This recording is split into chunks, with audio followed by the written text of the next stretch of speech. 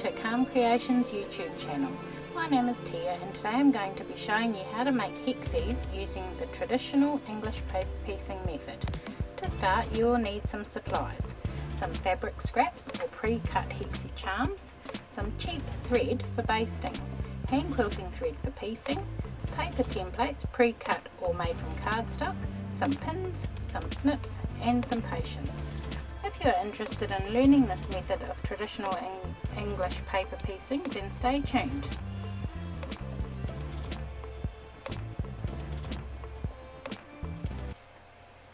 Right, first we're going to start basting our little hexes using cheap thread. First you're going to take your paper template and centre it on your pre-cut fabric and pin in place to prevent any movement.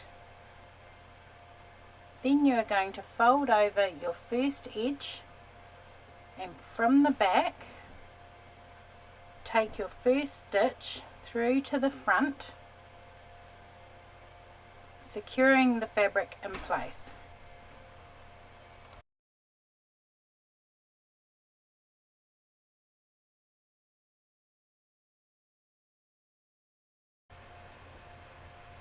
Then you're going to fold over the corner and take another stitch from the front to the back, then follow this method until you come to the last two corners.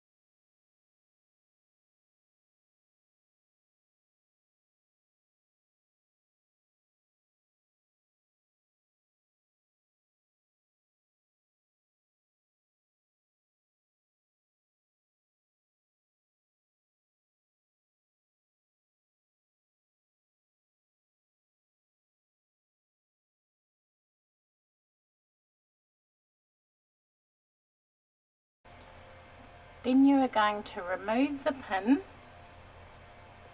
and secure the last two corners in place. I like to bring one more stitch from the back through to the front before snipping off, leaving about a 1.5 inch tail. You now have your first hexie basted. After you have made lots of hexes, it's time to join them. I followed this tutorial by Rolfe from 3 3/4 to learn how to baste using this technique. I'll leave Amanda's links in the description box below.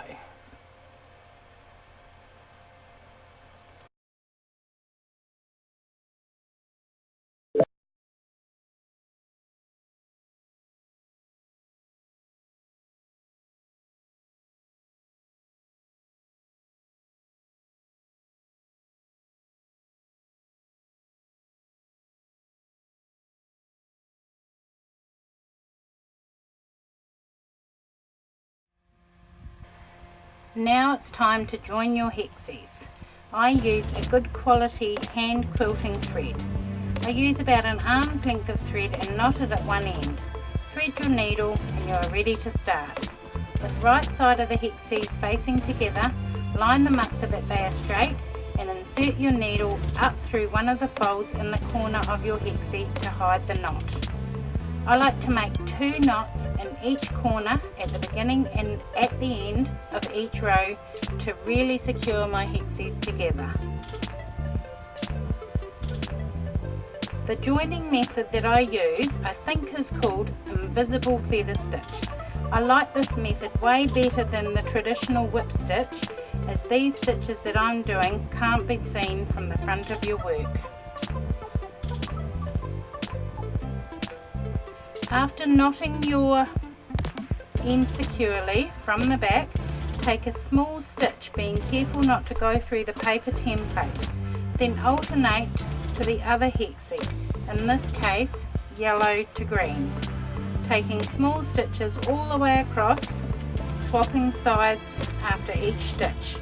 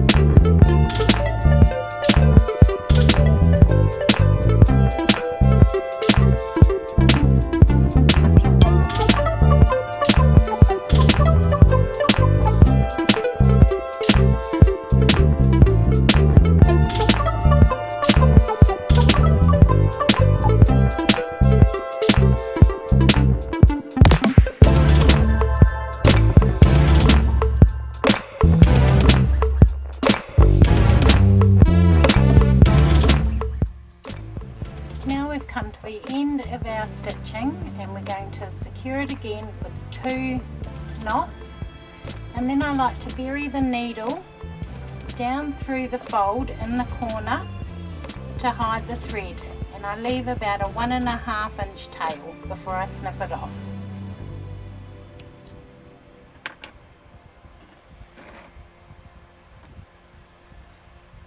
Now you have successfully joined your hexies and the stitches are barely visible.